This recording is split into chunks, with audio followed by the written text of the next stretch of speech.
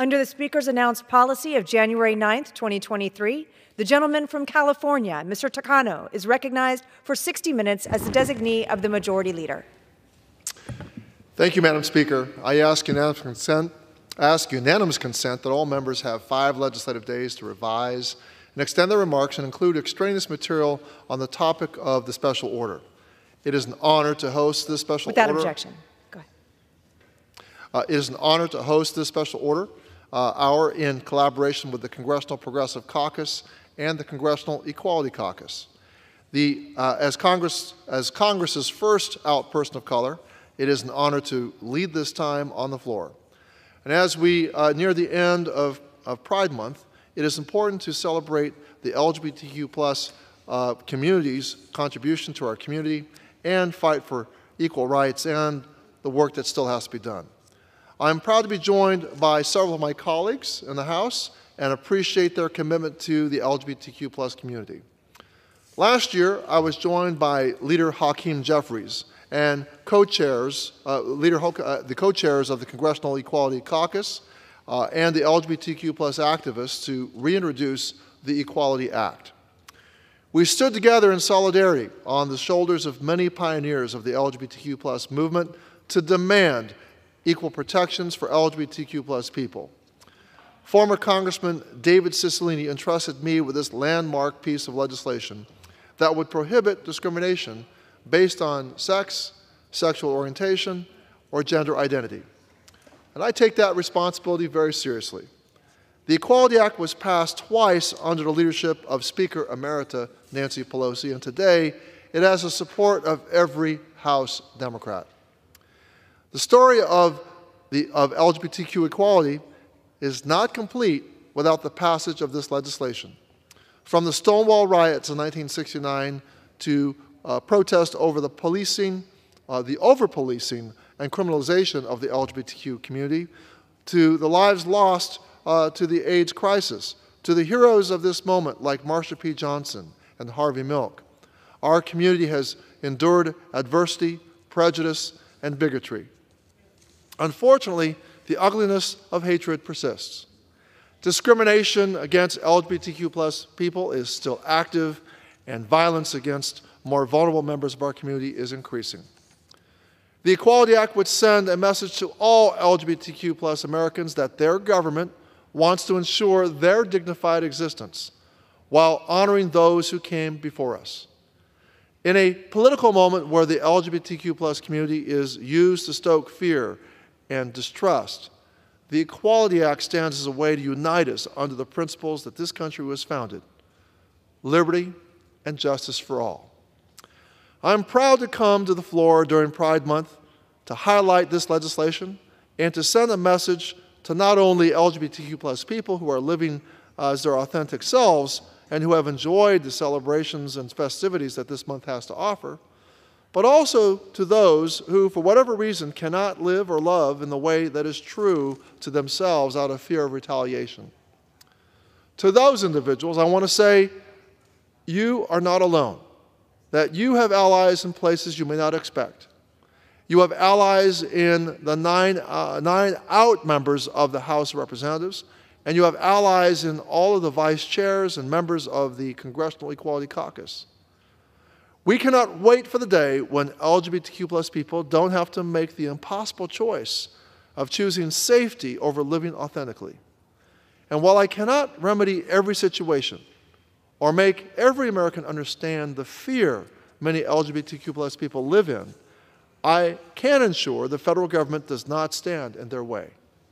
And that's why we need the Equality Act, for dignity for a group who has historically been suppressed and continues to be the target of attacks. We will not stop until this goal is achieved. We will not go back. We will keep fighting. And now, I'd like to yield to my very good friend from Illinois, a deputy whip for the Progressive Caucus and Equality Caucus member as well, Representative Chuy Garcia. Thank you, Mr. Takano. And Madam Speaker, Today, I rise in celebration of Pride Month, the LGBT plus community, and to raise awareness on National HIV Testing Day. Queer, Latino, and Black communities have been disproportionately impacted by the HIV/AIDS epidemic and continue to make up the majority of newly diagnosed people compared to their white counterparts. For many, this disparity is compounded by obstacles like poor transportation access, language barriers, and racial discrimination in healthcare, lack of family support, and the fears of deportation. If they seek treatment, to name a few. Make no mistake, comprehensive and inclusive care is a matter of life and death for our communities. While we celebrate the resilience and the beauty of the LGBTQ plus community, I'm proud to join my Democratic colleagues in opposition to Republican attempts to gut funding for life-saving HIV/AIDS programs, and in solidarity with organizers fighting for a pro-equality agenda across America.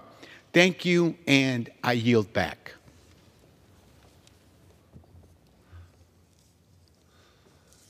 Reclaiming my time. At this time, Madam Speaker, I yield to my friend from Michigan, the Vice Chair for Member Services for the Progressive Caucus, and also Equality Caucus member, Representative Rashida Tlaib. There is a mental health crisis among our LGBTQ plus youth in our country, and far too many of our young people are struggling right now to access the care they need and deserve. We know that very much right-wing politicians, including many in this chamber, continue to carry out relentless attacks, just unbelievable attacks on our LGBTQ plus people, and push for discriminatory policies. This constant fear-mongering, rejection, and discrimination have real human consequences. According to the Trevor Project, nearly half of our LGBTQ plus youth have seriously considered suicide in the past year alone. And at least one of them has attempted suicide every 45 seconds. This is heartbreaking reality that we are facing. So our words matter. The bills that we introduce matter. These young people, like all people, regardless of how they identify or who they love, deserve the opportunity to grow up and to live with human dignity and equal rights, free from discrimination. Our fight for LGBTQ plus rights is connected to our fight for human dignity for marginalized people everywhere. We must pass the Equality Act to protect LGBTQ plus people from discrimination at work, housing, public accommodations, and guarantee them equal protection under the law. And Madam Speaker, we must also pass legislation that increases access to mental health care, like the Pride in Mental Health Act that funds mental health resources, training for our caregivers, school bullying prevention, and more. To my residents in the 12th District Strong, your Congresswoman sees you, and I love you. And I will continue fighting for the collective liberation of all of our people. Thank you, and I yield. Thank you, Representative Tlaib. At this time, Madam Speaker, I yield to my good friend from the state of Vermont, Equality Caucus co-chair and Progressive Caucus vice chair for new members, Representative Becca Balint. Thank you so much to the gentleman from California, Mr. Takano.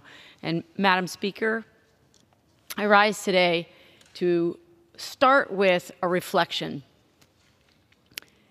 When I was in high school, I knew exactly what I wanted to do. I wanted to go into politics. I was good in front of a room. I loved talking about policy. I wanted to make a real difference in the lives of Americans. So clear. I knew my path.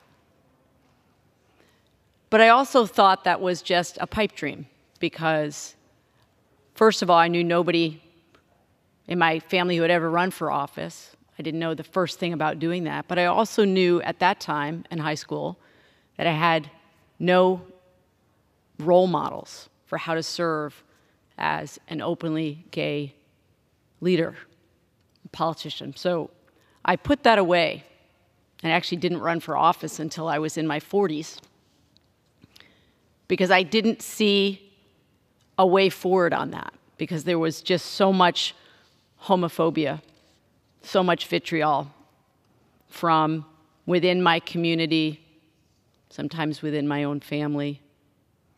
And so I just want to reflect on the fact it's incredible that I am standing here today in this chamber, the House of Representatives, as the first woman ever to represent Vermont in Congress, as the first openly LGBTQ person to represent my state in Congress.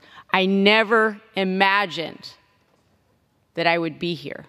And I take it very seriously that I am a leader for all Vermonters, regardless of how they identify. Pride, which is what this month is about, Pride is about celebrating love.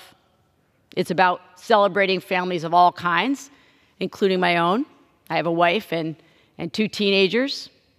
It's about celebrating the joy that comes from living your authentic self and making genuine connection with other people. But pride is also a reminder that we must remember the history that brought us here today, of the political struggle that secured so many of our rights, and also the path we still must walk in order to get to true equality.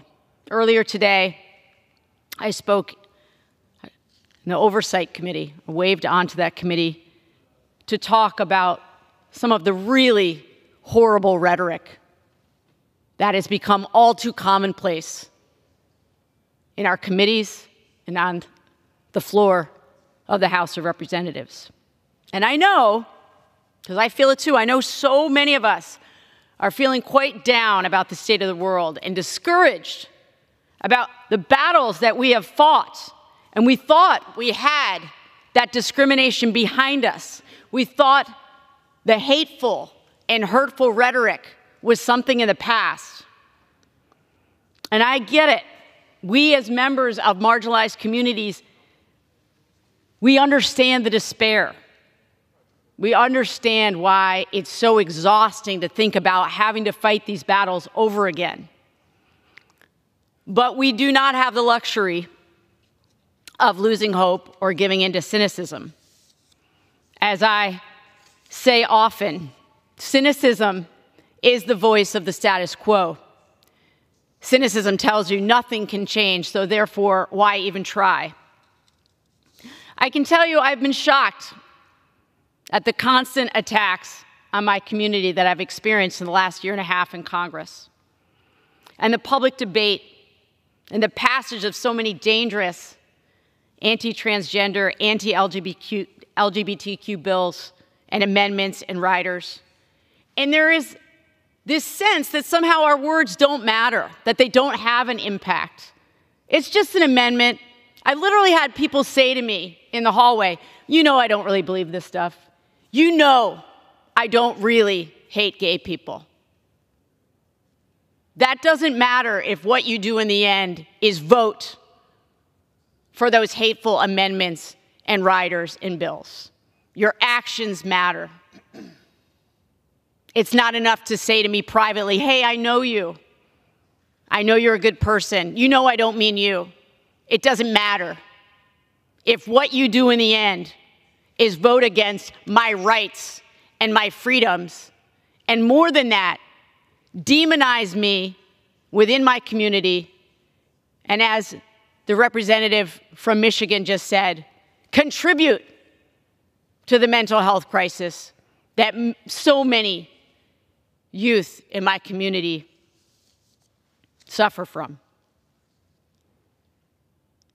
We can't allow our elected officials and our leaders to continue to demonize and dehumanize other Americans who have the rights that all Americans have to live their lives free from discrimination, to go to work and not have to face discrimination at work, to serve on a jury, to be treated with dignity and respect. That is all we are asking. And we thought that the work was behind us because we are your friends and we are your neighbors and we are your family members. And we have already fought these battles. And the sky didn't fall when we passed civil unions in Vermont, and the sky didn't fall when we passed same-sex marriage, and the sky didn't fall when we passed anti-discrimination legislation. All the terrible things that were going to come to pass by treating people with dignity and respect and love and affording them the same freedoms as everyone else in this country. The sky did not fall. We are still here. We are still a strong democracy. The consistent stream of hate is a reminder that whenever you make progress, and my colleague here knows it so well, whenever you make progress, the backlash comes. And we are in the midst of a furious backlash. And we cannot allow the attacks to go unchallenged. We must go toe-to-toe in committee after committee, in debate after debate on the floor. We cannot normalize the dehumanizing rhetoric, the fear-mongering, the hatred. We must every day call attention to the fact that what is happening in the most powerful body in this country, what is happening is people are using their political platform to demonize and dehumanize and spread hatred and fear of other Americans who are worthy of dignity and respect and freedom. And I hear from so many young people, both in my state and here on the Hill, people who work in this building, people who come to advocate on behalf of organizations and policies they believe in. They say, thank you so much, Congresswoman, for being out about who you are and being open about your family, because it's still really hard to live a life full of joy and promise in many pockets of this country.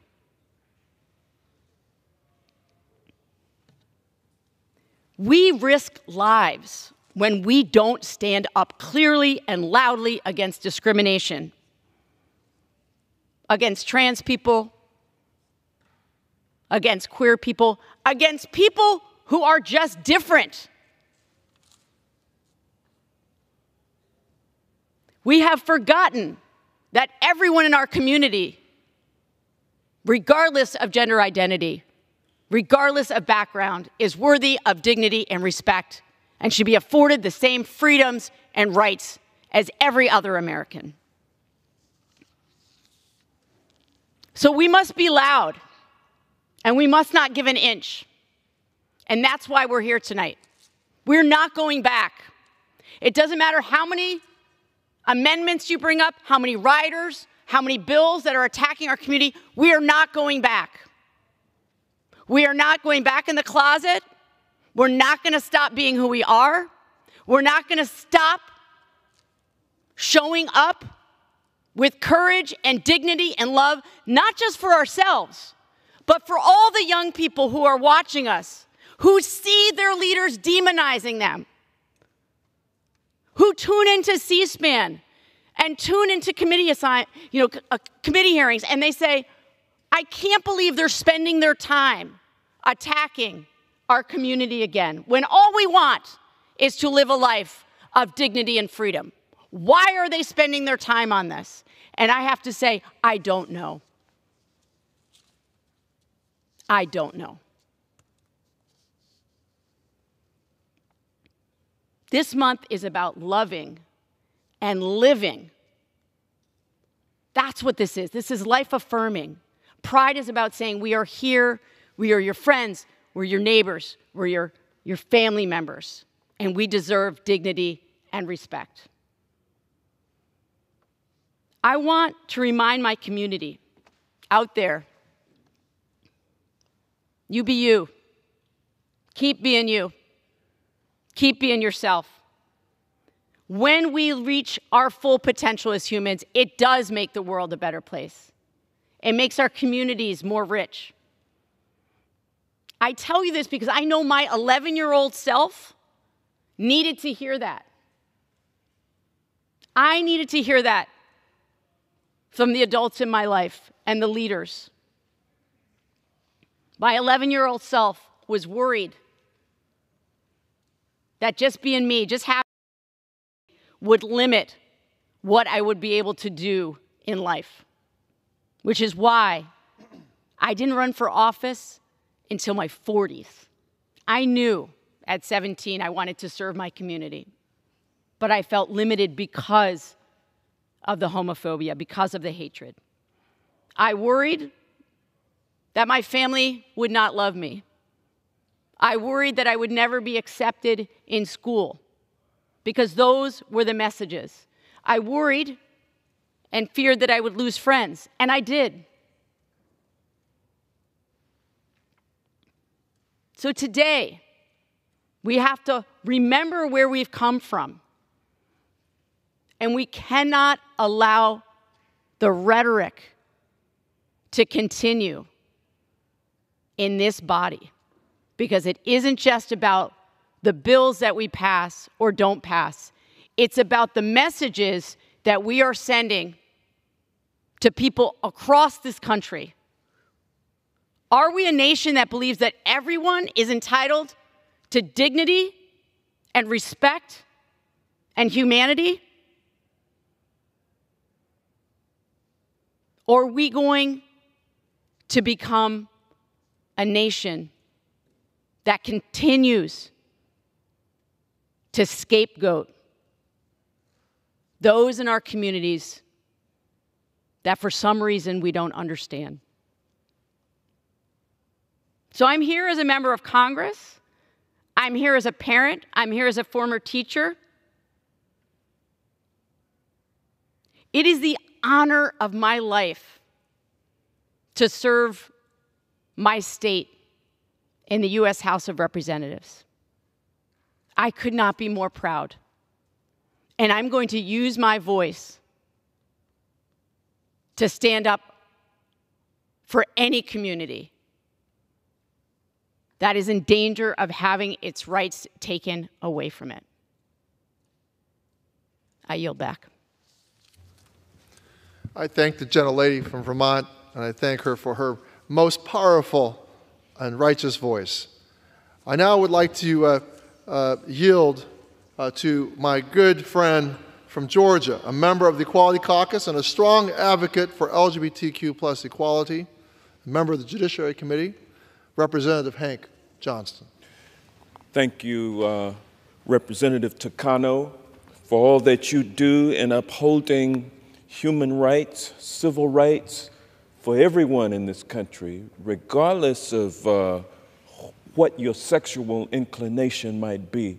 When you really stop and think about it, I mean, we should be beyond judging each other based on who we love. And that's why I'm so happy to say Happy Pride Month to all people out there, because none of us are free if any of us are not free. And it heartens me, Representative Takano, this day and time, 2024, when we see polling that shows that about 8% of adults in this country identify as LGBTQ. And the reason why it's not more is because we've been conditioned and we're afraid, people are afraid to say who they are, because the older that you get, the more you have to lose by revealing who you are. But I'll tell you, it's also heartening that in 2024, in the millennials, among the millennial generation, 30% of our millennials identify as LGBTQ. What that tells you is that, first of all, the older folks have made it such that the young people feel more comfortable in identifying as who they are. They're not steeped in how much I can lose if I come out. They are young enough to not have anything to lose by coming out. And it's actually so much healthier for them than it has been for the older people who have tried to hide, who have felt the need to hide who they are and go through life unhappy, go through life miserable. You know, people should not have to live like that. We should be free. People should be free to be who they are. And so that's what Pride Month is all about, is people being able to come out and say that this is who I am, and I love me for being me. And I love you for being you, even though you may have a different sexual inclination than I have. When we allow license to hatred in our lives, you know, first it starts with, okay, I don't like the blacks. And then it goes, I don't like the Jews. And then I don't like people who keep their hair cut short because they look like Nazis. And then it becomes, I don't like short people. I don't like people who like dogs. So, you know, the more that you allow hate, that you license hate in your heart, the easier it becomes for you to hate people who are different than you. What gives you the authority to judge someone? What gives you the authority to hate on someone and to act in that way? It's just not human.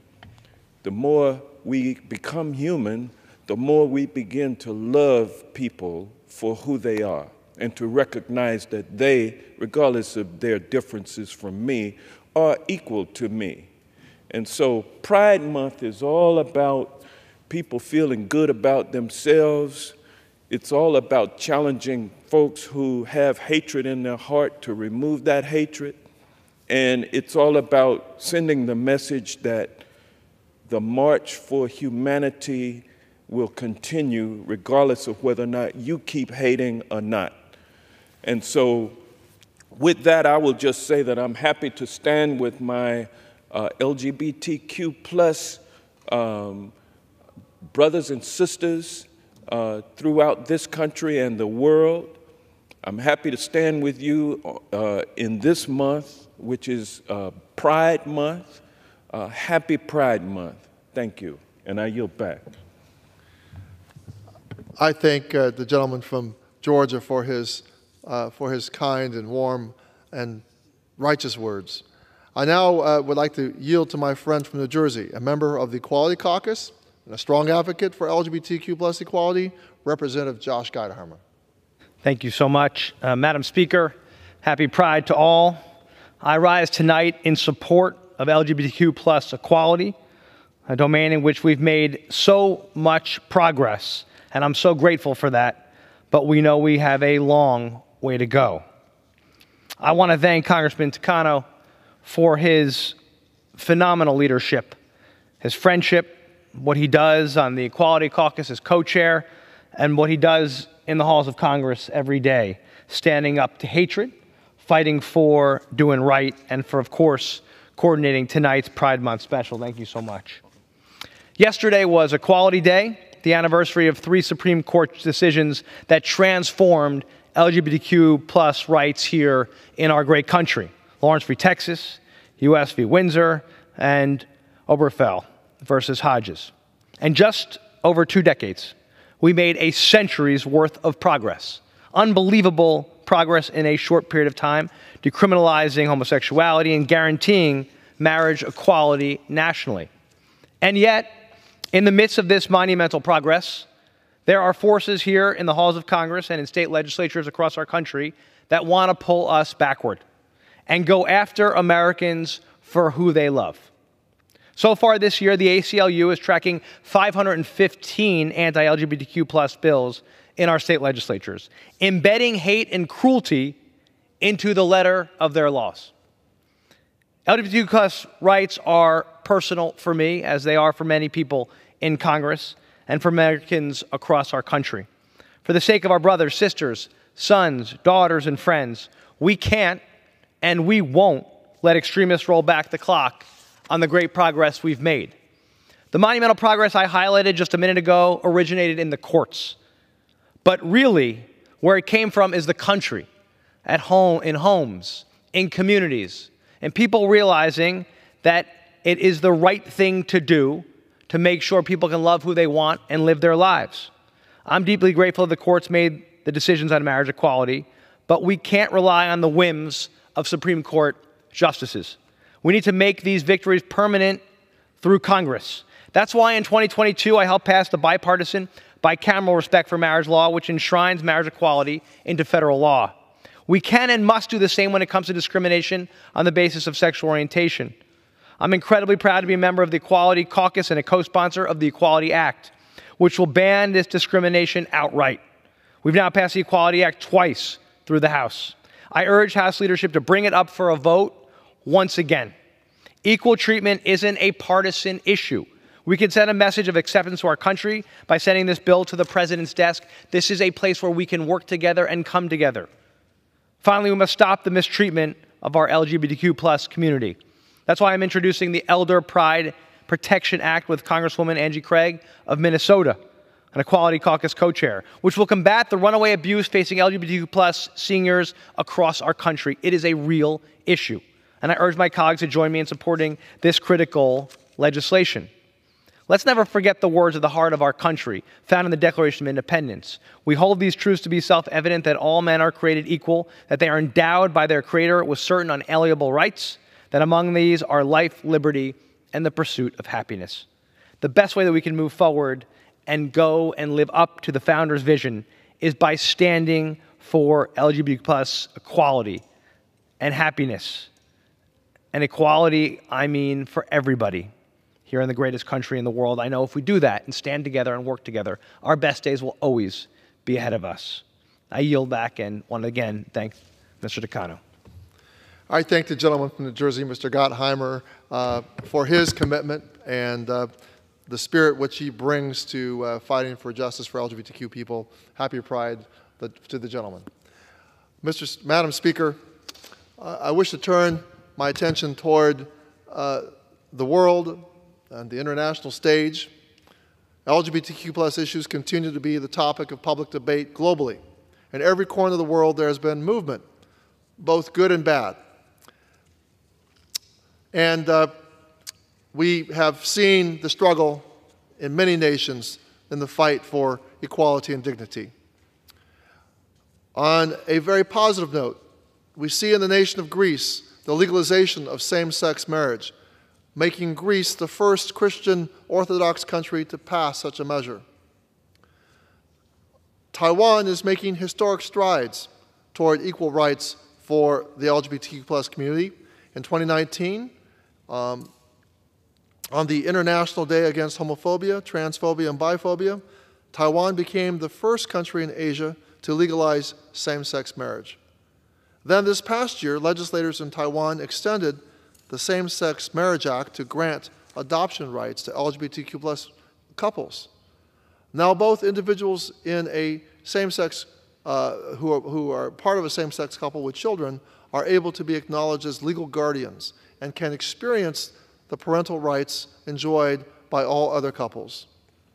And this past October, Taiwan celebrated Pride with over 175,000 onlookers from all over the world gathering in Taipei to join the march. This year's theme was Stand with Diversity, which sought to recognize the diversity of every person and respect different gender identities. And in January, Taiwan elected its first openly gay legislator. But the most promising sign of LGBTQ+ equality came earlier this month from Taiwan when legislators approved a marriage equality bill, a move that puts the country on a clear path to becoming the first the first nation in Southeast Asia to recognize same-sex couples. Excuse me, Madam Speaker, I think I meant to say the nation of Thailand, right? They have Taiwan in my remarks, but it was Thailand. All of this is happening in the shadow of a more and more repressive People's Republic of China. The state authorities have continually targeted LGBTQ+ individuals and cracked down on pro-equality organizers. These groups lack legal support and are at the whims of an authoritarian regime that seeks to diminish and eliminate LGBTQ+ people. No person should live in fear because of their gender identity or who they love. And it's imperative that we protect the rights for LGBTQ+ people globally and hold governments with this anti-equality agenda.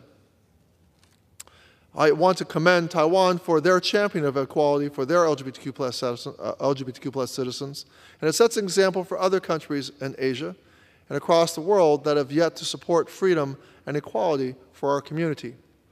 And I might just take a note and make an aside here that while I share my Republican colleagues' concern about the authoritarianism of Xi Jinping and the CCP, I have yet to see my Republican colleagues rise in indignation about the way in which the regime of China treats its LGBTQ+ citizens. Recent events in Uganda have cast a harsh light on the global struggle for LGBTQ+ rights, and it's our moral duty to speak out against the draconian laws that criminalize same-sex relationships in that country. More than a year ago, Uganda enacted one of the world's harshest anti-LGBTQ laws, criminalizing same-sex conduct with punishments that include life imprisonment and even the death penalty for aggravated homosexuality, whatever that might mean. Sadly, the law was recently upheld by the nation's highest court. This law is not just a legal measure, it is an instrument of hate and repression, designed to persecute and dehumanize a segment of society simply for being who they are. As someone who has experienced both the triumphs and challenges of being openly gay in public life, I can tell you that laws like these do more than legislate against behavior. They legitimize prejudice, foster environments of fear, and justify violence. They rip apart families, drive people into hiding, and erode the fundamental principles of equality and human rights. We simply cannot and must not look away. Silence in the face of such opposition is complicity. We must use our voices, our platforms, and our influence to condemn these injustices and support those who are fighting for their right to love and live openly and freely in Uganda and around the world. That's why I introduced a resolution condemning this recent regression of LGBTQ+ rights in Uganda. I look forward to my colleagues' support in this measure and to send a message to the LGBTQ+ community in Uganda that they are seen, that they are heard, and that they are not alone. And Madam Speaker, I want to also extend my comments to praise the Biden administration, which has sent a clear message to LGBTQ+ Americans that they deserve to live safely and with dignity. Buried in the 2022 Dobbs decision that stripped women of their reproductive rights was an ominous and dangerous warning from the justices that marriage equality may be next. Congress and the President were quick to act to protect equality by passing and signing the Respect for Marriage Act. Just imagine if we had a commander-in-chief who did not prioritize this sacred right. We know that 169 of my House Republican colleagues voted against it, and their agenda has not changed. But thanks to President Biden, marriage for everyone is safe from an extremist conservative court that has repeatedly shown that decades of old precedents can be overturned with a stroke of a pen in pursuit of their ideological aims. House Democrats, progressives, and President Biden will always protect the right for anyone to marry who they love. The President has also leveraged executive agencies to ensure that LGBTQ+ people are safe and healthy. President Biden has directed the Department of Health and Human Services, the Department of Homeland Security, and the Department of Justice to ensure that communities have the tools to curb violence against LGBTQ+ people. The President's goal of ending gun violence is something that will help all Americans, including to ensure that the safety of LGBTQ+ people, as they continue to be targeted based on who they love, what businesses they go to, or how they present. We all remember the tragedies and lives lost from bigotry and fueled by gun violence at Club Q in Colorado and Pulse nightclub in Orlando. Through Congress passing the Safer Communities Act and President Biden's establishment of the Office of Gun Violence Prevention, Democrats are ensuring that our community is safe to live our lives authentically and with dignity. A part of living a dignified life is one where you don't have to worry about a doctor turning you away based on your identity. The Biden administration advanced civil rights protections for patients by barring health providers and insurers receiving federal funding from discriminating against those seeking care on the basis of gender identity or sexual orientation. Reversing this Trump-era license to discriminate comes as LGBTQ+ people face unprecedented attacks on their right to health care. We have seen over 20 states across the country attempt to get in the middle of health care decisions concerning LGBTQ+ care, causing patients to move to states that do not have these hateful regulations or forego care altogether. The action from President Biden sends a clear message. No one should be denied care or coverage of care due to who they are or who they love. Even this week, the President continues to reconcile the harm caused to LGBTQ+ people in the military. He announced pardons for thousands of former service members convicted of a crime under military law based on their sexual orientation. The effects of these convictions have blocked those who served our country their benefits that they have rightfully earned. This is a meaningful step forward for us to coming to terms with the institutionalized discrimination, targeting, and repression of LGBTQ+ people in the uniformed services. This is a glimmer of hope in a political era when some of my Republican colleagues and many state governments across the country have put some of the most vulnerable among us in the LGBTQ+ community in their crosshairs. Attack on trans youth, particularly those who want to participate in sports, are the new bogeyman of the far right. No student, athlete, or young person should be the target of attacks from members of Congress because they are living as their authentic self. President Biden has responded to these attacks by strengthening Title IX protections. This update to Title IX stipulates protections from sex-based discrimination, which includes gender identity, for the very first time. All of these actions recognize the dignity of LGBTQ+ people and the community, a group that has experienced relentless attacks from my Republican colleagues in Congress. We did not ask to be targets of the far right. We did not ask for our personal lives to be the topic of national debates. What we do ask for is respect and the privilege to live as we are, without fear, something that non-LGBTQ people have never had to consider. I am proud to come to the floor today to highlight the things this administration has done. But our fight is not over until no one is targeted or retaliated against for being who they are. And that's why the Equality Act needs to be taken up, passed, and signed by President Biden to take an even larger step into the future of true equality for everyone, regardless of the zip code in which they live. So, Madam Speaker, in the summer of 1974, I was glued to the television set in my grandfather's living room. My grandfather at the time lived across the street from where I lived. He was an immigrant grandfather, as we say, as in the Japanese language, it's known as, his generation is known as the Issei, or first generation. I was watching on the public television station Representative Barbara Jordan give her remarks during the House Judiciary Committee's hearing on the Nixon impeachment. I believe I was 13 years old at the time. Her eloquent and impassioned speech on the solemn nature of impeachment and the role of Congress in those proceedings made a deep impact on me, as it did for many others. She, in fact, became a national figure because of her role in giving her opening speech. And she said in her very memorable speech, quote, that her faith in the Constitution is whole, it is complete, and it is total, end quote. Her conviction was present to all, and it made an indelible mark on me.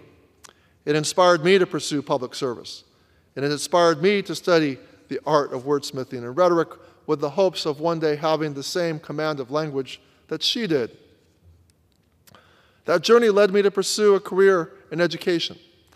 I returned home to Riverside, California, and began teaching in the nearby community of Rialto in the Rialto Unified School District in 1988. Ask any teacher and they will say it is their students, the young, the curious minds that inspire them to strive for greatness in and out of the classroom. This is the same in my story when my students approached me to start the very first gay-straight alliance at that school. Their bravery and clarity of purpose inspired me to run for Congress for the third time in 2012. I had run for the first time in 1992 and again in 1994. And in fact, in 1994, I had been outed by my opponent. And when my students came to me in 2009, several months after the passage of Proposition 8, and I might say that Proposition 8 was the statewide initiative that overturned the ballot initiative, overturned the California Supreme Court decision that granted same-sex couples the right to marry. The people of California did this in the 2008 election at the same time that they gave President Barack Obama nearly a 20-point margin of victory. A much narrower victory was given to Proposition 8, which overturned marriage equality in California. My students were in a slingshot moment. They surprised me. They came to me and said, Mr. Takano, many kids at our school are upset about the injustice of Proposition 8, and they're mad, and they want to start a gay-straight alliance. What was amazing to me was that over 100 kids turned up in my classroom for that first organizing meeting. And it began to make me think that, that another run for Congress was something that I should start thinking about. That my experience in 1992 and 1994, 1992 almost winning against my opponent, and 1994 being a year in which I was attacked for being gay and homophobic attacks were used.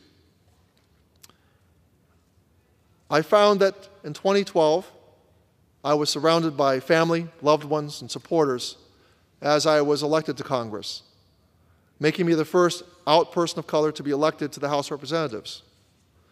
My story is not all that unique. There are still LGBTQ plus people whose queerness is used against them, whether it is being outed or otherwise forced to stay in the closet for longer.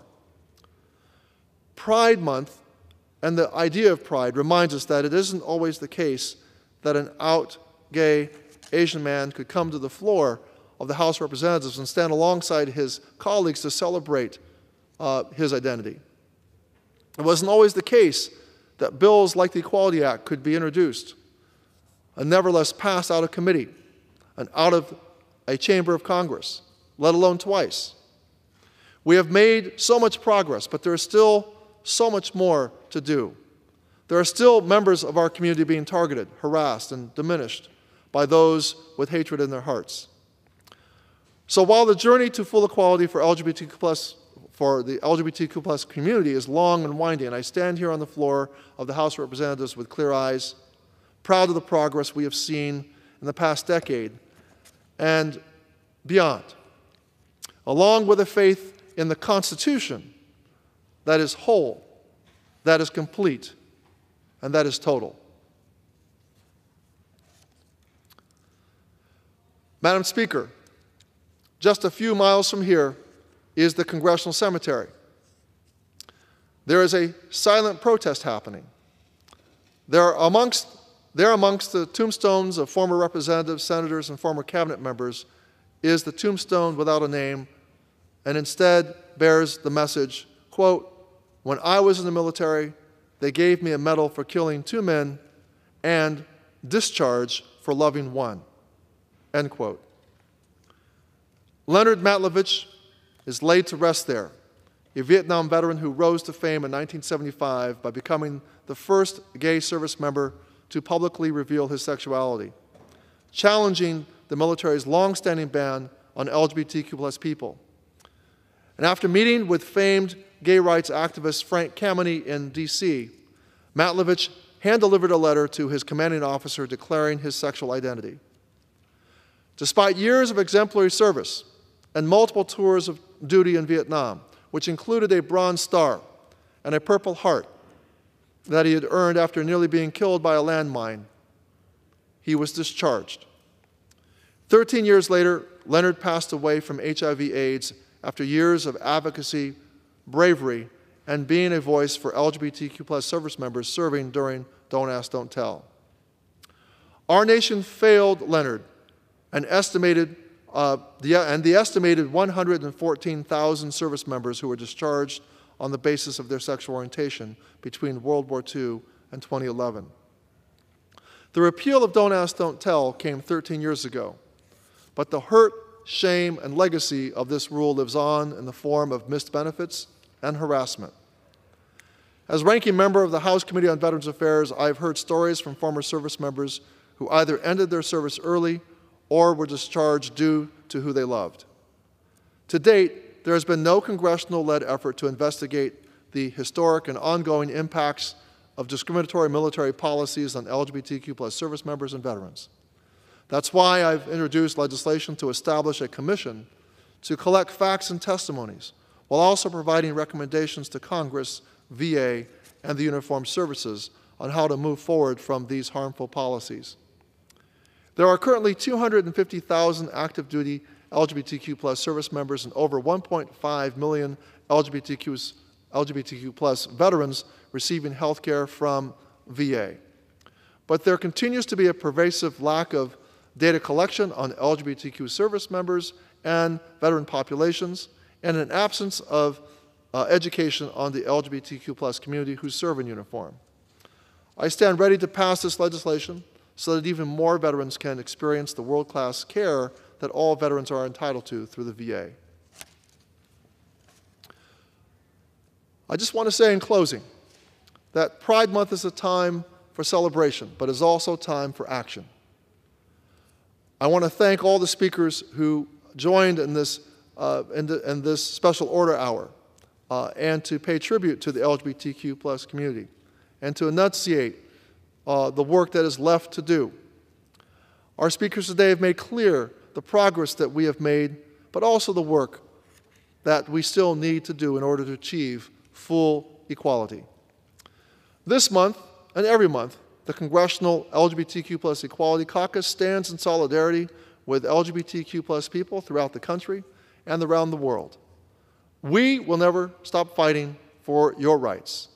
And with that, Madam Speaker, I yield back.